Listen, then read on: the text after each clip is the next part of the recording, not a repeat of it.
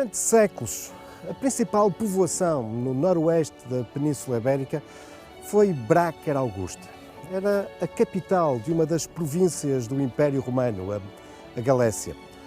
Aqui, na península, todos os caminhos vinham dar a Brácara, como bem atestam estes marcos miliários. Aliás, uma cidade imponente, que nos é sublinhado neste museu, o Museu Dom Diogo de Sousa, em Braga.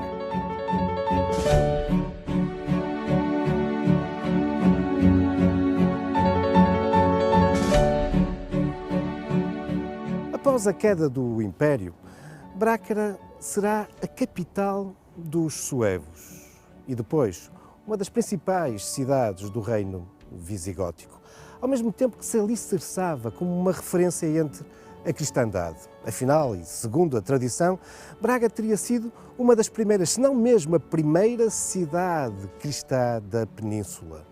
O primeiro líder da comunidade cristã, São Pedro de Rates, teria sido um seguidor de um dos discípulos de Cristo, Santiago de Compostela. E por isso, a partir daí, os bispos de Braga passarão a ostentar o título do primaz, o primeiro das Espanhas.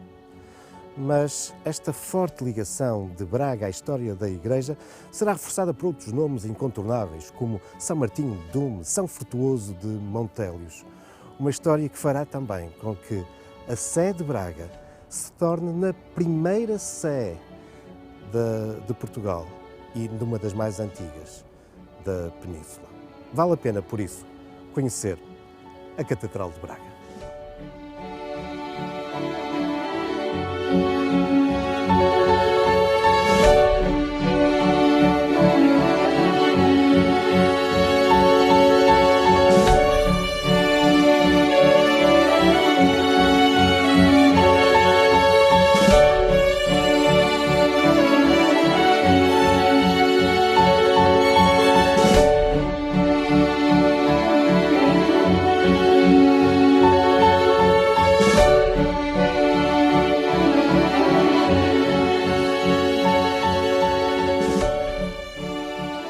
Mais velha que a Sé de Braga. Ora, aí está uma conhecida frase que vem sublinhar a antiguidade deste monumento. Com efeito, para os nossos avós, para os nossos bisavós, era difícil conceber alguma coisa mais antiga do que esta igreja. São 1000 anos de história. 1000 anos ao longo dos quais importantes vultos e personalidades da história da Igreja em Portugal por aqui passaram, mas um monumento que é também marcado por diferentes épocas, estilos e intervenções arquitetónicas e artísticas. A Sé de Braga, que foi alicerçada sobre a antiga cidade romana de Brácara Augusta. Mas, à semelhança do que acontece de resto em muitas outras cidades europeias, a catedral não foi construída no centro da cidade romana, mas sim na sua periferia, aqui em Braga, junto à muralha, recentrando, por isso, a cidade medieval que se irá desenvolver em torno da Sé. Mas, já na época romana, este era um espaço de alguma sacralidade.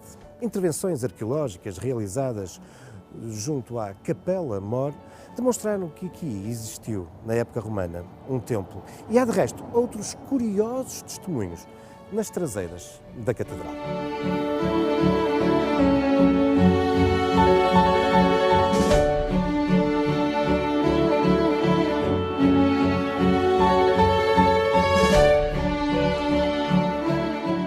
Integrada numa das paredes nas traseiras da Catedral, mesmo ao lado da sua cabeceira, podemos observar uma inscrição de época romana. Uma interessantíssima inscrição dedicada a uma divindade, Ísis, uma divindade egípcia, o que é também um belíssimo exemplo de como no Império Romano os deuses, as religiões dos diferentes territórios que iam sendo conquistados se integravam e se mesclavam.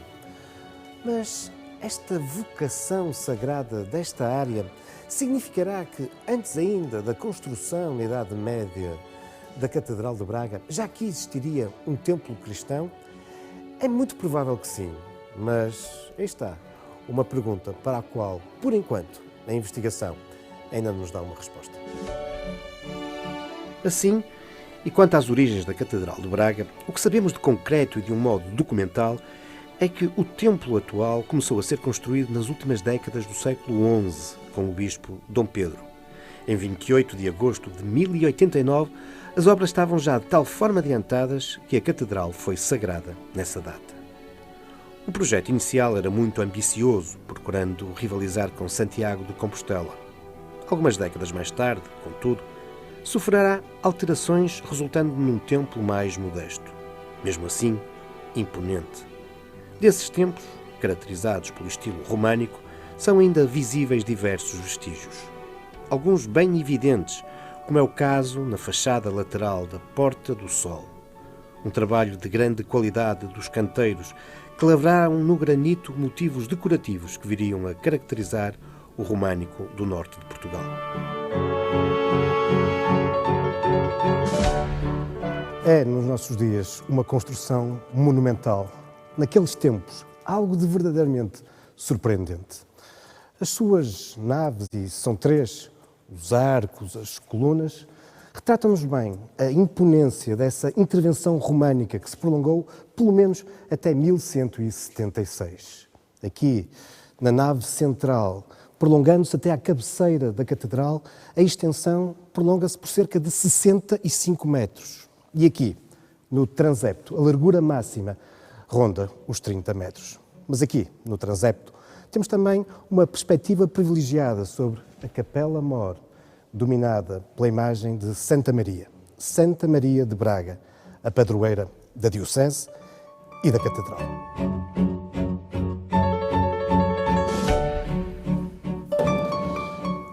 Adoçada, isto é, encostada a uma das naves laterais da Catedral, desenvolve-se uma capela, também ela fortemente marcada pela Idade Média, mas já não é o românico que aqui domina, mas sim o gótico, uma vez que ela foi construída nos finais do século XIV, entre 1385 e 1391.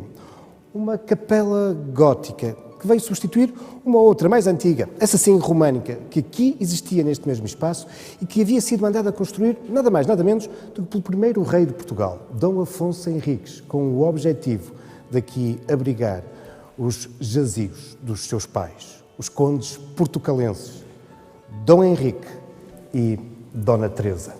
É óbvio que estes túmulos não são os originais, datam do século XVI, foram mandados fazer em Coimbra pelo arcebispo Dom Diogo de Sousa. Mas, por falar em túmulos, regressemos ao interior da igreja.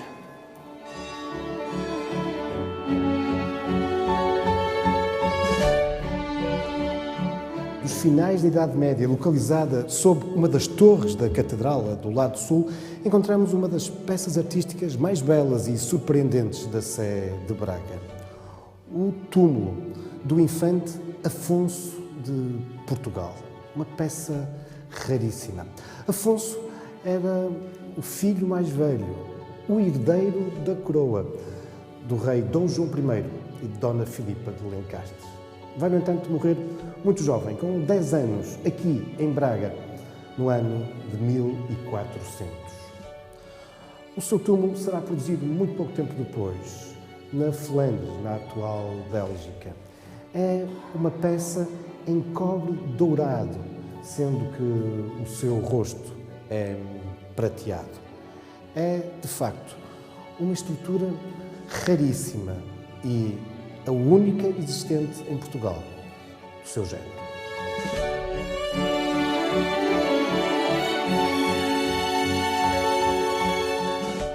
Ao longo dos séculos e após as primeiras intervenções românicas, a Catedral de Braga foi conhecendo outras transformações de diferentes estilos, arquiteturas, incluindo, ainda na Idade Média, algumas transformações do gótico, que em parte ficam associadas a um importante arcebispo, Dom Gonçalo Pereira, que, por exemplo, em 1333, que mandou construir esta capela, a Capela de Nossa Senhora da Glória, mas que ficará marcado pelo seu túmulo, uma das mais belas peças de tumulária gótica que podemos encontrar no norte do país. Entre muitos outros motivos de interesse, numa das faces encontramos uma curiosa representação de um conjunto de figuras masculinas cantando.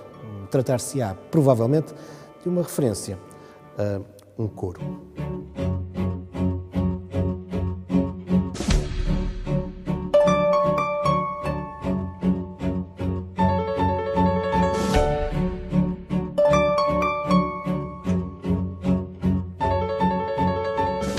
Entre 1505 e 1532, Braga irá conhecer como arcebispo aquela que é uma das figuras mais marcantes da sua história, Dom Diogo de Sousa. Mas é também uma personalidade incontornável na história do Renascimento em Portugal. Diogo de Sousa é um homem com uma cultura claramente muito acima da média dos homens do seu tempo. Alguém que frequentou universidades no estrangeiro, passou longo tempo em Roma e Florença, contactou com artistas, com mecenas, humanistas, enfim, está perfeitamente imbuído do espírito do Renascimento. Regressado a Portugal, vai se tornar bispo de uma das cidades mais pujantes e dinâmicas do país, o Porto, mas não vai hesitar quando o desafiam para se tornar no arcebispo de Braga. A Dom Diogo de Sousa se ficaram a dever múltiplas intervenções na Catedral, e se algumas irão expressar as novas correntes renascentistas, outras serão ainda marcadas pela estética do final da Idade Média. Foi o que aconteceu aqui, na Capela Mor, cujas obras, da responsabilidade do mestre João de Castilho, são ainda muito influenciadas pelo gótico final e resultaram naquela que é considerada uma das mais belas abóbodas de Portugal. Referência também, na Capela Mor, para o retábulo em pedra dançã que abriga a imagem da Virgem e o seu frontal, hoje adaptado à mesa de altar. É uma verdadeira peça de filigrana em calcário. Embora muito posterior a Dom Diogo de Sousa, merece igualmente referência no altar-mor o magnífico cadeiral neogótico das primeiras décadas do século XX.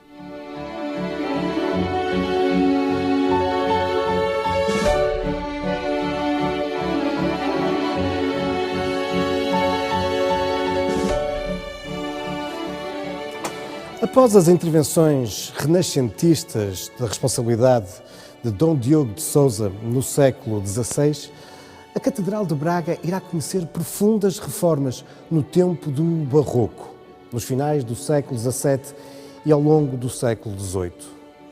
É uma nova estética, teatral, cênica, exuberante, onde domina a luz, a cor, mas também a riqueza e uma certa opulência.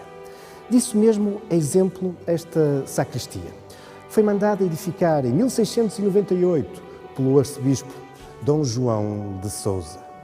Tem uma dimensão sumptuosa.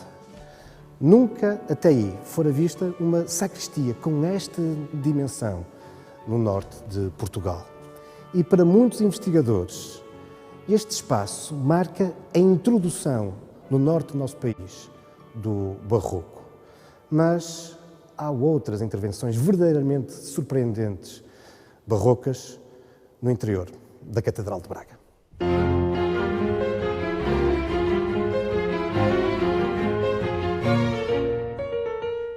O cadeiral do coro alto e os órgãos de tubo são belos exemplos das impressionantes intervenções barrocas que a Catedral de Braga conheceu.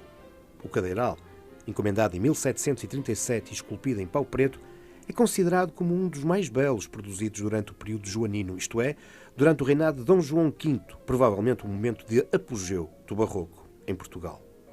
No topo do cadeiral, de frente para a nave principal, destaca-se a cadeira do arcebispo. Os dois órgãos de tubo são igualmente desta época. Um começou a tocar em 1738 e o outro no ano seguinte. O som destes órgãos permanece até hoje verdadeiramente espetacular, mas a sua decoração, em deslumbrante talha esculpida e dourada, não é menos surpreendente.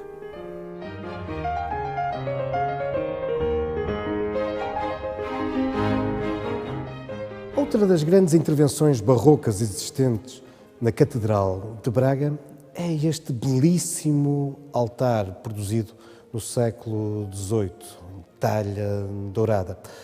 Curiosamente, a capela é, no entanto, muito mais antiga, apesar das transformações que foi sofrendo ao longo dos séculos. Era no século XI a capela de São Nicolau, mas passará a ser designada como a capela de São Geraldo quando, nos inícios do século XII, esse arcebispo de São Geraldo aqui se fez sepultar.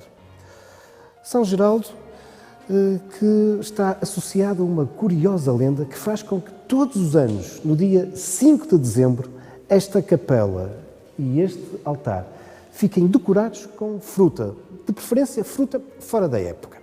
Bom, na base desta tradição está então essa lenda que diz que São Geraldo, estando em Trás-os-Montes e tendo adoecido profundamente, perdeu mesmo os sentidos, entrou num grande estado febril, mas, tendo aberto os olhos e visto um dos seus criados, pediu-lhe, estávamos em pleno inverno, que fosse até ao quintal e que recolhesse alguma fruta para lhe saciar a sede e combater a febre. O criado foi para o jardim, mas sem qualquer esperança, tendo em conta a época do ano, mas, para sua surpresa, as árvores de frutos estavam repletas de suculentos frutos. Bom, mas, como vos dizia, esta capela fica marcada por esta intervenção, por este belíssimo retábulo que aqui foi mandado executar por um outro arcebispo no século XVIII, Dom Rodrigo de Moura Teles.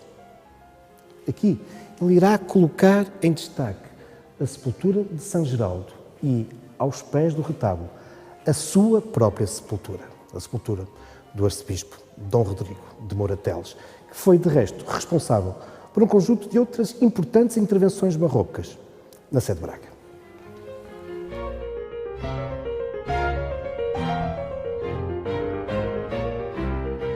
A abundância de ouro e de outras riquezas que nos chegavam das colónias, nomeadamente do Brasil, o processo da contra-reforma, procurando captar os fiéis através do belo, da exuberância, do aspecto cênico, fez com que, como não podia deixar de ser, também aqui na Catedral de Braga, o barroco se fizesse sentir no seu interior e igualmente no exterior, particularmente na sequência das intervenções desse arcebispo, Dom Rodrigo de Moura Teles, que vai ser o responsável por estas alterações na fachada barrocas, particularmente na parte mais alta da fachada e nas duas torres sineiras que se converteram em verdadeiros ex-libris desta sé. Torres que se apresentam profundamente vazadas, grandes aberturas que permitiam que, com grande facilidade, o som dos sinos ecoasse pela cidade.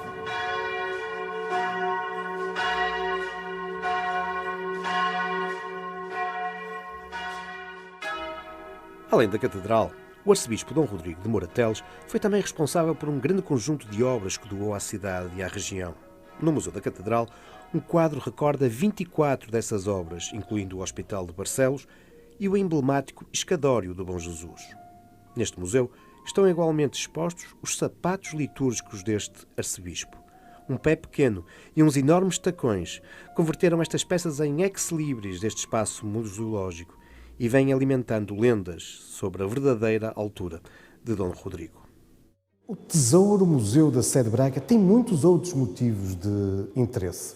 Trata-se de uma estrutura museológica já com imensos anos, mas que foi, muito recentemente, objeto de uma profunda intervenção de requalificação à luz das novas preocupações estéticas e estratégias da museologia. Tudo começa com um núcleo dedicado à vida de Cristo, nomeadamente à Natividade. Segue-se uma abordagem à infância de Jesus e uma outra à Paixão de Cristo. Um outro núcleo do museu é dedicado às origens remotas da diocese, com destaque para um sarcófago paleocristão dos séculos V ou VI, para relicários de São Pedro Rades e São Martinho do Dume, ou um cálice e patena de São Geraldo, peças de ourivesaria pré-românica dos séculos X e XI. Um terceiro núcleo apresenta-nos peças relacionadas com arcebispos dos séculos XIV ao XVIII. Aqui, entre muitos outros, merecem referência a um cálice de 1509 de Dom Diogo de Sousa, a Cruz do Brasil, que a tradição diz ser a utilizada na primeira missa realizada em solo brasileiro, e uma cadeira episcopal, a Cátedra, do século XVIII. Há ainda núcleos dedicados à paramentaria, com destaque para um belíssimo frontal de altar do século XVII, e a Sala do Tesouro, propriamente dito, onde se encontram as peças de ourivesaria mais valiosas e onde, entre muitas outras, salientamos um cofre em marfim do início do século XI e diversos báculos do século XIII. É uma longa história da Catedral da Diocésia dos Arcebispos de Braga. Desde 1999, Dom Jorge Ortiga é o primaz das Espanhas. Dom Jorge, sente de alguma forma este peso da história? Ora bem, na verdade, a Arquidiocese de Braga tem uma longa história. Remonta, porventura, logo aos primórdios do cristianismo, mas com certeza a finais do século III. Portanto, a história é sempre um peso, porque é uma grande responsabilidade, mas é também, direi, uma grande honra, não é? Não honra em termos de privilégio, porque isso hoje não nos interessa absolutamente nada, mas no sentido que teremos que ser dignos dos nossos antepassados. Homens que, como vimos ao longo do documentário, foram também responsáveis por trazer para a Catedral um conjunto verdadeiramente notável de peças, de património artístico e cultural. De alguma forma, esse património pode ser também utilizado pela Igreja como um instrumento de evangelização? Portanto, o património da Arquidiocese de Braga não se limita à Catedral, mas a Catedral é o ex-libris, eu direi, desse património. E hoje é um grande desafio que a Arquidiocese de Braga tem nas suas mãos, não é? É fazer com que o património possa naturalmente ser conservado, porque isso é fundamental, mas possa ser conservado para ser usufruído em termos de visitas, como está a ser. Mas a visita para nós não nos interessa pura e simplesmente numa vertente turística, não é? Sem dúvida nenhuma, queremos acolher os milhares de turistas que nos procuram, que estão crescendo, o número está a crescer e esperamos que cresça ainda muitíssimo mais, mas sentimos que todas estas pedras, todas estas imagens, todos estes símbolos têm uma carga, têm uma simbologia que naturalmente nós temos o dever e a obrigação de lhes dar a conhecer. Eu não resisto a fazer-lhe uma pergunta um pouco mais pessoal, se é que é possível distinguir o arcebispo de Braga do Dom Jorge Ortiga, mas há aqui algum espaço que seja do seu particular agrado, algum recanto aqui na Catedral? Aqui diz a Catedral de Braga agrada-me em todo o seu conjunto, na sua história, com de variedíssimos pormenores, que nós hoje procuramos, digamos, respeitar e engrandecer. Mas se devo escolher, e dentro daquilo que ao menos acabei de dizer, um lugar que me toca sempre que tomo um pouco consciência, porque nós que andamos por aqui habituámos-nos e corremos o risco de não tomar consciência, eu diria que é talvez o batistério, não? É uma peça muito interessante. Pessoalmente gostaria que ela estivesse situada noutro local. Neste programa da Rota das Catedrais trabalhámos para que ficasse colocado noutro local, não foi possível, mas o que é certo é uma peça maravilhosa. E para além daquilo que é a peça, não é? O batistério é sempre a porta de entrada, digamos, na igreja, não é?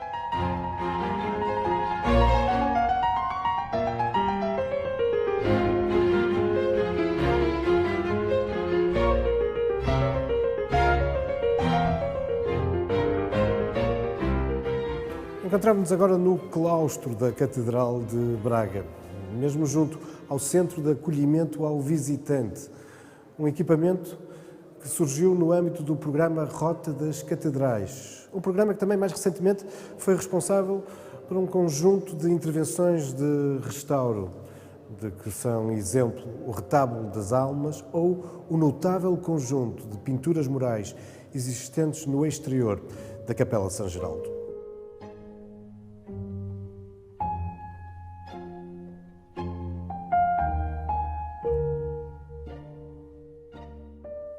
É longa a história da Sé de Braga e associada a um fabuloso e valiosíssimo património. Uma longa história que faz dela a primeira das catedrais portuguesas. Mas outras se seguiriam. Igualmente repletas de história, de património, de memória, de identidade. Enfim, motivos que nos levarão a continuar a trilhar a rota das catedrais.